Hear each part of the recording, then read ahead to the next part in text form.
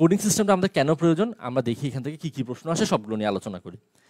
আমার কথা হচ্ছে আপনি কিবোর্ড থেকে একটা এ প্রেস করলেন, আপনি কি প্রেস করলেন, কিবোর্ড থেকে এ প্রেস করলেন, সেটা কম্পিউটারের মনিটরে স্ক্রিনে কি দেখা যাচ্ছে, এ দেখা যাচ্ছে।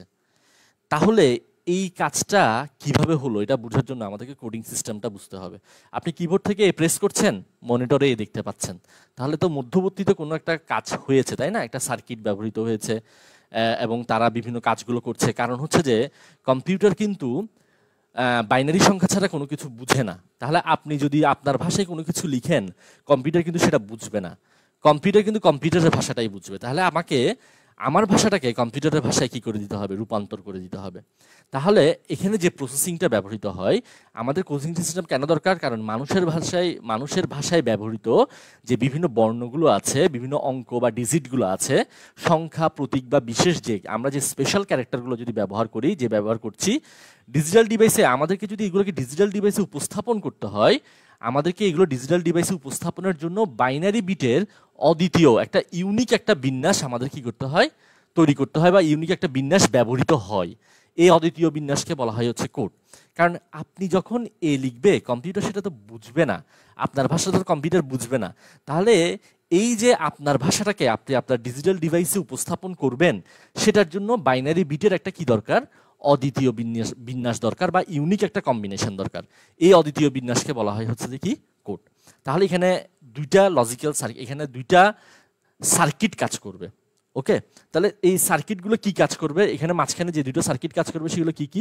একটা হচ্ছে এনকোডার আর একটা হচ্ছে কি, ডিকোডার। তাহলে আমরা কিন্তু এনকোডার এবং ডিকোডার সম্পর্কে জানি, সেই জিনিসগুলো সম্পর্কে আমি আরেকটু বলছি। এনকোডারের একটা কাজ আছে, ডিকোডারের একটা কাজ আছে। তাহলে আপনি যখন কিবোর্ড থেকে এ প্রেস করছেন, এনকোডার মানে এই সার্কিটটা কি কাজ করছে? এই সার্কিটটা করছে যে দেখেন প্রত্যেকটা ক্যারেক্টারের কিন্তু একটা আস্কি ভ্যালু আছে, ঠিক আছে? অর্থাৎ এটা একটা ডেসিমাল ভ্যালু আছে। আমি সেই চার্টটা একটু পরেই দেখাচ্ছি। যেমন এ, বড় হাতের এ, এটার আস্কি ভ্যালু হচ্ছে যে 65, ছোট হাতের এ, এটার আস্কি ভ্যালু হচ্ছে 97। তার মানে আমার যখন আমি কিবোর্ড থেকে এ প্রেস করছি, এর জন্য কিন্তু একটা কি আছে, একটা আস্কি ভ্যালু আছে, সেটা কত, 65। তখন এনকোডার কি করে, এই যে এর জন্য আমার যে ডেসিমাল ভ্যালুটা আছে সেটাকে বাইনারিতে কি করে দেয়, বাইনারিতে রূপান্তর করে দেয়। তার মানে এনকোডারের কাজটা কি? এনকোডার কাজ হচ্ছে যে আমাদের সমতুল্য বাইনারিতে কি করে দিচ্ছে, রূপান্তর করে দিচ্ছে। বাইনারিতে যখন রূপান্তর করছে তখন কিন্তু আমাদের যে ডিজিটাল ডিভাইস আছে সেটা কিন্তু সে এই বাইনারির উপস্থাপনটা বুঝতে পারছে। আপনি যদি তাকে এ দেখান, সে কিন্তু এ বুঝবে না। তাকে কিন্তু এনকোডার কি করছে, এই যে এ সমতুল্য ইকুইভ্যালেন্ট বাইনারিতে কি করছে, রূপান্তর করছে। তার মানে কম্পিউটার কিন্তু তখন বুঝবে আচ্ছা এটাই এ প্রেস করা হয়েছে। এরপর দেখেন ডিকোডার কি করছে, সেই জিনিসটা, সেই মানটাকে ডিকোড করে, যখন এই মানটা সে পাবে, সে সেটা ডিকোড করে সে বুঝতে পারছে যে এটা এর বাইনারি ভ্যালু, তখন সেটা সে কি করবে, এটাকে কি করবে, মনিটরে দেখাবে। তার মানে এই যে আমরা আমাদের বিভিন্ন বর্ণ, অঙ্ক, সংখ্যা বা প্রতীকগুলোকে ডিজিটাল ডিভাইসে উপস্থাপনের জন্য বাইনারি বিটের যে অদ্বিতীয় বিন্যাস তৈরি করছে, ব্যবহৃত হচ্ছে, এই অদ্বিতীয় বিন্যাসকে বলা হয় হচ্ছে যে কোড। তার মানে এখানে কিন্তু এনকোডার এবং ডিকোডারের কিন্তু একটা বড় ভূমিকা রয়েছে। কারণ এনকোডার কিন্তু তাহলে ডিজিটাল ডিভাইসে কিন্তু বড় ভূমিকা রাখছে। এটা কিন্তু একটা প্রশ্ন হিসেবে আপনাকে দিতে পারে যে এনকোডার ডিজিটাল ডিভাইসে ব্যাপক ভূমিকা রাখছে কেন? কারণ এনকোডার যদি এটা সমতুল্য বাইনারিতে রূপান্তর করে না দিত, তাহলে কিন্তু কম্পিউটারটা বুঝতে পারতো না, বা ডিজিটাল ডিভাইসটা বুঝতে পারতো না এটাকেই একে প্রেস করা হয়েছে। তার মানে দেখেন এইখানে কিন্তু কোডিং এর ক্ষেত্রে এনকোডার আর ডিকোডারের কিন্তু একটা ভূমিকা রয়েছে। তাহলে দেখেন আপনার কি আসবে প্রশ্ন, আপনার কোডের যদি ডেফিনেশন দেয় আপনি এইভাবে সুন্দর করে জিনিসটা লিখে দিতে পারেন। তবে আমরা একটু বেসিক জিনিসটা বুঝলাম, আসলে সেটা বেসিকটা কি। আমি এখানে এর একটা ভ্যালু বলেছি কত, আস্কি ভ্যালু বলেছি 65, এবং ছোট হাতের এটার আস্কি ভ্যালু বলেছি 97। তাহলে দেখেন এই আস্কি ভ্যালুটার জন্য আমরা একটা জিনিস দেখি। এই যে দেখেন এইখানে একটা চার্ট দেখা যাচ্ছে, এখানে আস্কি টেবিলটা দেখা যাচ্ছে। দেখেন যে জিনিসটা বুঝবেন, একটু ডিটেলস বুঝে পড়েন, এগুলো আপনাদের কাছে একদমই ইজি জিনিস।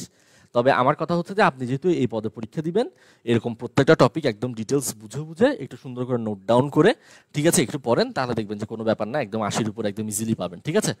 আচ্ছা, তাহলে দেখেন এই যে আস্কি টেবিলটা আছে, এই আস্কি টেবিলে কিন্তু প্রত্যেকটা ক্যারেক্টার বা প্রত্যেকটা ডিজিট, এগুলোর জন্য কিন্তু একটা আস্কি ভ্যালু নির্ধারণ করা আছে। যেমন দেখেন আমি বলেছিলাম বড় হাতের এ, দেখেন এখানে আস্কি ভ্যালু কত দেখা যাচ্ছে, 65। বড় হাতের এর জন্য আস্কি ভ্যালু কত সেট করা হয়েছে, 65। এবং ছোট হাতের এ সেটা কত, 97। 7। তার মানে আমাদের কিন্তু এই ASCII ভ্যালুটা প্রয়োজন আছে, কারণ আমরা যখন এনকোডার কি করবে, আমাদের যে অক্ষরগুলো আছে তার ইকুইভ্যালেন্ট বাইনারিতে কি করে দিবে, রূপান্তর করে দিবে। তাহলে 65 যেহেতু যখন আমি এই প্রেস করব 65 এর কি করে দিবে, বাইনারি করে দিবে। তাহলে কিন্তু কম্পিউটার বা ডিজিটাল ডিভাইস সেটা সহজে বুঝতে পারবে। ঠিক আছে, তাহলে দেখেন ছোট হাতের এ হচ্ছে 97, এরপর ছোট হাতের বি হচ্ছে 98, এরপর বড় হাতের বি হচ্ছে 66, এরপর হচ্ছে ডিজিট স্পেশাল ক্যারেক্টারগুলোর জন্য একটা ASCII ভ্যালু আছে, ডিজিটগুলোর জন্য এই যে দেখেন ডিজিটগুলোর জন্য হচ্ছে একটা ASCII ভ্যালু আছে। তার মানে প্রত্যেকটা সংখ্যা, বর্ণ, স্পেশাল ক্যারেক্টার, প্রতীক প্রত্যেকটার জন্য একটা আলাদা আলাদা কি করা আছে, ASCII ভ্যালু নির্ধারণ করা আছে। ঠিক আছে, তাহলে এই জিনিসটা আমরা একটু বুঝলাম। আচ্ছা, এরপর আসেন আমরা পরবর্তী স্লাইডটাতে চলে যাই। তাহলে আসেন এনকোডার। যেহেতু এনকোডারের ব্যাপারটা এখানে এসেছে কোডিং এর মধ্যে, আমরা একটু এনকোডারটা সম্পর্কে একটু পড়ি।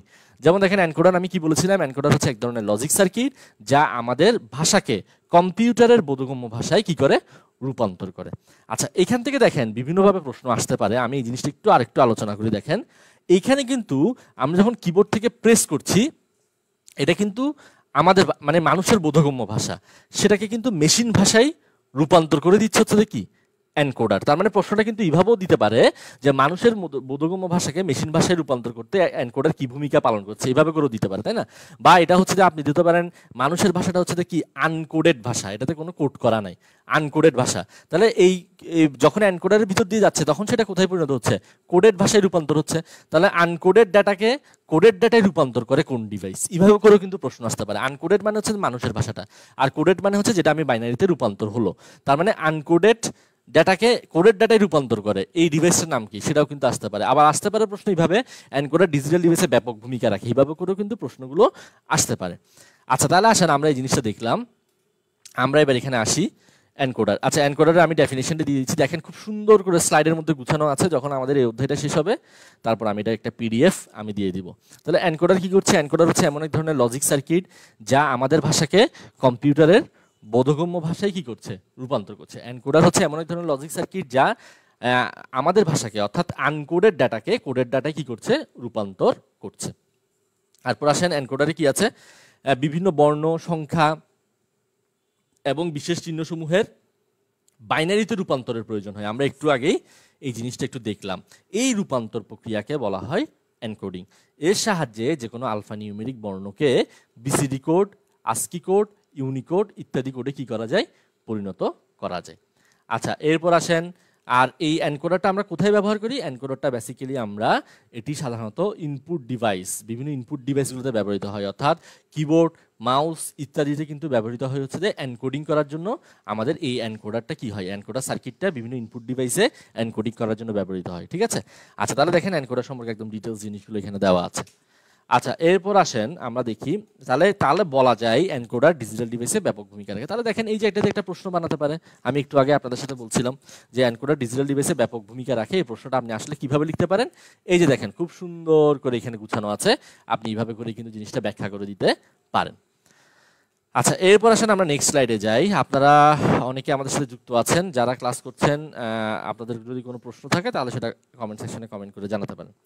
এবার আসেন ডিকোডার।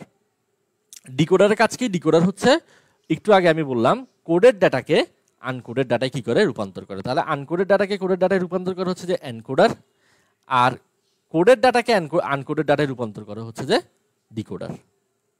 কোডেডকে আনকোডেড ডাটায় রূপান্তর করে, এটা হচ্ছে যে ডিকোডার, আর এই ডিভাইসটার নামই হচ্ছে যে কি, ডিকোডার। আচ্ছা ঠিক আছে, তারপর আসেন ডিকোডার হচ্ছে কি এমন একটা সমবায় সার্কিট বা বর্তনী যার সাহায্যে কম্পিউটারের ব্যবহৃত ভাষাকে মানুষের বোধগম্য ভাষায় রূপান্তর করা সম্ভব হয়। তার মানে এনকোডারের অপোজিট, এনকোডার হচ্ছে যে মানুষের ব্যবহৃত ভাষাকে কম্পিউটারের ভাষায় রূপান্তর করে, আর ডিকোডার হচ্ছে যে কম্পিউটারের ব্যবহৃত ভাষাকে মানুষের বোধগম্য ভাষায় কি করে, রূপান্তর করে। আচ্ছা, এরপর আসেন, তাহলে মূলত কম্পিউটারের তার মানে এনকোডার ব্যবহার করা হতো কি ইনপুট ডিভাইসগুলোতে, বিভিন্ন ইনপুট ডিভাইসগুলোতে, আর ডিকোডার ব্যবহার করা হয় কি বিভিন্ন আউটপুট ইউনিটে, কোডিং সিস্টেমে লেখা তথ্যকে সাধারণত আকারে প্রকাশ করতে ডিকোডার প্রয়োজন। তার মানে বিভিন্ন আউটপুট ইউনিটে ব্যবহৃত হয় হচ্ছে কি ডিকোডার, আর বিভিন্ন ইনপুট ইউনিটে ব্যবহৃত হচ্ছে কি এনকোডার। ঠিক আছে, আশা করি জিনিসটা বুঝতে পারছেন।